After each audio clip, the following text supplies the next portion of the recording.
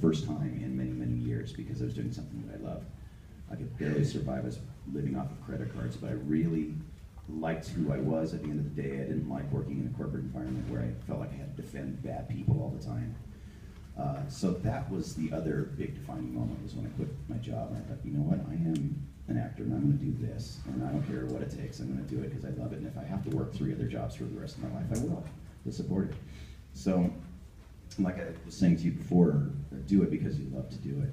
And now there are these great resources to help you through the process too, because in the beginning, I would pay people to help me along, and they were shysters. They want to take my money and they promise me things, and you can avoid all of that now, because there's a resource called iwanttobeavoiceactor.com, and it's written by E. Bradley Baker, who's one of the greatest voice actors in the world, one of my dear friends, and he talks about the industry from beginning to end and how to avoid being taken advantage of, how to continue doing it because you love it, and possibly even succeed at it, actually make a living at it. So I would highly recommend going there and checking that out, and that none of that was available when we were coming up. We had to do everything the hard way.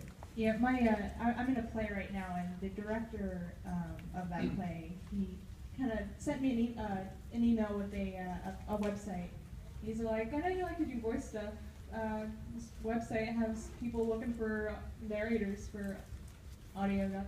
I was like, yeah, that sounds like something I can do. The one thing I would caution you is that if you go to one of these websites and you sign up and they ask you for money, don't do it, because they're not legitimate. A legitimate agent type situation will take 10% of whatever you're making, or they add 10% on top of whatever job you're doing, which is how most agents actually work. So you want that to come out of the money that will be coming in after the fact. You don't want to have to lay out anything, except for classes and things like that. Then that's a reasonable investment if you're with somebody who's good. But even then, I would say sign up for classes with people who are actually working in the industry, not people who want to and didn't, because it's different. I mean, it is a business, and you have to treat it like that. But Audible, I don't know. I think that they do legitimate stuff. I've heard of them before. But check into it. Make sure that they don't want to take your money, because that's the first caution I would give you. And part of it is that you have to be where the work is. There is a lot of internet stuff that's going on now, especially non-union when you're first starting out. And so some of that is available, but again, don't pay anybody. You don't need to. You're better than that. Hi. Hello. So you've done so many different roles and played so many different characters. Is there any one that sticks out to you that was particularly emotional or maybe even difficult to do? Emotionally, yes, probably Spike. And it was in the movie, the Cowboy Bebop movie, when he was in the jail cell opposite Elektra. And if you remember that scene. No spoilers, I haven't watched it yet. Okay, I won't tell you, it's not really a spoiler. It's not really a spoiler, but there's this woman named Elektra who's hot, and she's a great fighter. And they're in a cell opposite each other, sort of back to back, and he has a moment where he gets very, very vulnerable. And it's one of the very few moments in the entire series where Spike actually goes to that place. He's kind of cocky, he doesn't really care. That's sort of the way he rolls. But in that moment, he actually got very vulnerable, and he talked about lost love and his feelings. And that was the most difficult scene I ever had to do as a young actor. So I didn't have to be vulnerable. I got to be, I was a creature, beating up other creatures. And so that was one moment that was very, very difficult for me. That actually was a defining moment for me too, because it taught me the value of getting in touch with my own emotions as an actor, which is critical to giving a performance like that, which helped me for many, many jobs to come. I think the next big job that came along where I got to go to that vulnerable place was in Digimon, where I played a character called JP. And he was sort of an overweight kid, very unsure of himself, and he talked about how insecure he was. And that was me. I was JP when I was a kid. And I thought, wow, okay. I know that part of myself now, and I'm not afraid to let that out, even in cartoon form. And it changed my whole way of being as a person and as an actor. It actually made me look inward, and I did some personal growth work. It actually spurred me on to make a lot of changes in my life so that I could look in the mirror and like myself at the end of the day. It's for many, many years of my life, I didn't like the person I was looking at.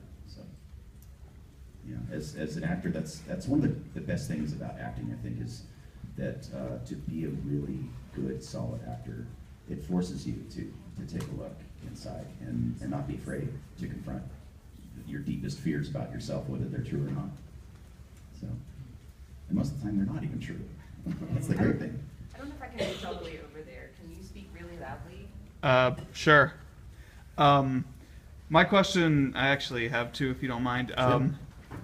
My two questions were, do you have a favorite character you've ever played, and is there a character, like, maybe in a series that hasn't been dubbed yet, or a manga or something, that you would like to play in the future? Oh man, well, I can't choose one favorite because they're like children. I choose one and the rest of them fight in my head. You can see little punch marks coming. I can't choose one, and on every different day it's a different character. It's usually whatever character I'm playing on Monday because it means I'm still employed. Or whatever I'm concentrating on at the moment. I mean, Vic Mignogna did this song called Soldier A.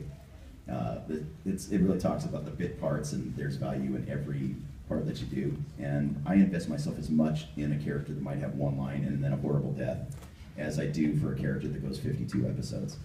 So I can't really choose between them. And the other question was, is there something that's coming up that I'd like to work on? Yeah, or just, yeah. Oh man, I don't know. Anything from, I can always pronounce this one. Is it Ghibli or Ghibli? Ghibli, yeah. Studio Ghibli. Oh, I've never been on one of their movies. That would be really fun, to work on anything that they make. I know that they're continuing with other things now. That would be amazing to work on anything that they're doing. One Punch Man would have been really fun, but I didn't. Season 2 is going to come eventually. What was that? Season 2 will come eventually. I know. Yeah, I don't think I'm allowed to audition for that one, though, because I don't know if they're doing that union. I don't know. But those kinds of shows, I think, are really good. When it's a really good quality, fun, weird show, that's what I'm interested in. The weirder, the better. Parasite would have been fun to work on. It's so bizarre. Yeah, but I'm so busy, I can't really pay attention to the stuff I'm not working on because I'm auditioning for so many other things right now. Okay. Yeah, but yeah, if you guys have suggestions of things that you think I might be right for, let me know. Let my agent know. Hi. I'm very familiar with your work as Wolverine and Ray Dramon, Flame Dramon, JP. Woo. Yeah. I was just wanting to know if I think my hands are long enough. I was just wanting to know if you were looking at any of the roles on Digimon Try. I would love to work on more Digimon, but I think it's being done non-union. I'm not allowed. Oh. So yeah, I would have loved to see you come back as Ray Dramon. Oh, I would have loved that. I would have loved to come back as any of the Digimon characters. Digimon. I'm very familiar with your work. Yeah, I love Digimon. I don't know where it's being recorded or how it's being recorded, but if they do it union, I know they're doing a dub, but currently the 02 kids are out of commission. Oh, yeah. So it'll be a while until those guys show back up. I'd love to do Guillemon again.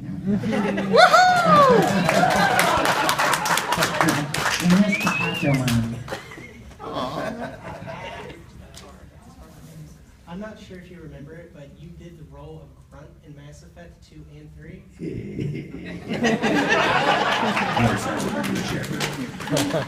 How did you get that role? I mean, how did you claim that job, as I should say? I got really lucky. Like any job, I auditioned for it, and I got lucky enough to get a call back and read for it in the studio, and they liked what they heard. They pitched my voice down, so I record them down here, Shepard, and then they pitch it down even below that. That was an amazing gig. Such a fun character, and they would rewrite things too. Once we got started with it, they loved the character so much that they wrote stuff later on specifically for the way I was delivering things, and sort of a collaborative effort. It was really, really fun.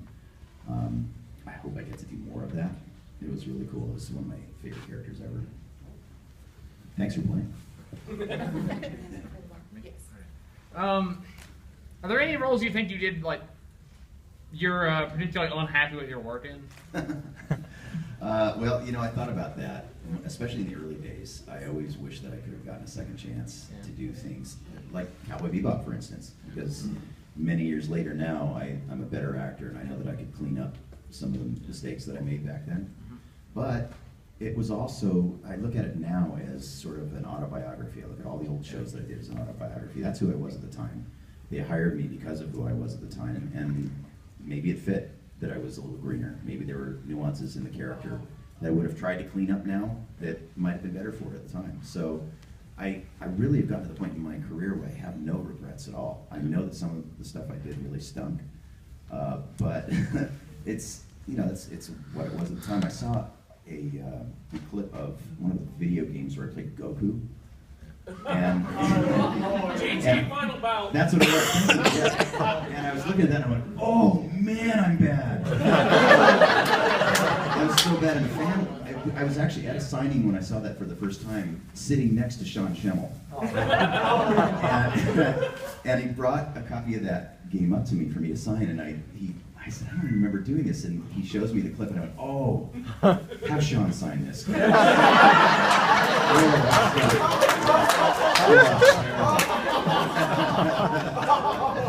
Yeah, but you can't have any regrets. As an actor, you just have to let it go. And also, when you're in the booth recording, half the time you're giving them 3, 4, 5, 6 different takes of every line, and they choose something after the fact, and they put everything together. So you lose control of all of that. So even if it does stink, sometimes it's not my fault. Sometimes there might have been a better performance, but it didn't go with the other actor's performance. And so they have to sort of balance it that way for the greater good. And so I can't take that personally. You have to let the ego just drop away. If you could return to a character, any of them, throughout any of the years, not just ones that you wish that you could redo from where you were new at it, but just any character in general, who would you want to be the most? Oh, so many of them. Jamie from Megas XLR. We had so many more stories to tell, and the show got canceled before its time. Green Goblin from Spectacular Spider-Man. Wolverine, and Wolverine the X-Men, because we didn't finish that story. The show got canceled. We got 9 more episodes written. We were ready to go, but they canceled the show. Starscream would be nice. I get to play him in Robots in Disguise, so that's kind of fun. They wrote a few episodes for me, which I don't think they've played yet, but they're coming soon. Spike, of course. I think Spike would be really fun to do in a prequel. I think that would be amazing. I don't think Watanabe-san has any intention to do it, but if he did, I'd be all over that. That'd be Well, like I would love to see the story of the Syndicate itself? yeah, oh man. That would be awesome. It would be amazing, yeah. And to see Ed's backstory and Ein get modified. Like Weapon X. Mark sticks. Yeah, those are the ones that immediately come to mind. Me? Yeah, okay. A couple of years ago, you were in a video game. You did the voice work for a video game called Mighty Number 9. Yes. You played Countershade. When you showed up, did they tell you to just use your natural speaking voice? Because he doesn't sound too much different than you do right now. It sounds like maybe a little lower. Yeah, but when Countershade was down here. Exactly. Like, did you just do that and they were like, okay, just do that? Pretty much. Pretty much? think, I yeah. kind of thought so. All right. Did he have some? He had some sort of weird affectation or accent, though, didn't he? I don't No, remember. he sounded American. Oh, okay. Yeah. I don't remember. Okay. And I'm not a gamer either. So, it took forever for that to come out, too, right? Oh, yes, it's Yeah. forever. Yeah. Was anybody in the room happy with the way it came out? But you were not one of the bad parts of the game. You were not one of the Yeah, they put in like the name of every person who donated to the game on Patreon. 4-hour credits. Yeah. You were not one of the bad parts about the game, though. Oh, good. You're one of the Thank good you. guys. Thank you. Other people in the game were not. Sometimes the best of intentions. It's really hard to get a game made, and I got to give him credit for trying. But man, I heard that a lot of people were disappointed. It's sad. 'Cause I know that they put a lot of love and sweat and years into that thing. Maybe the next time Mega Man gets a clone. Yeah, maybe. We'll see.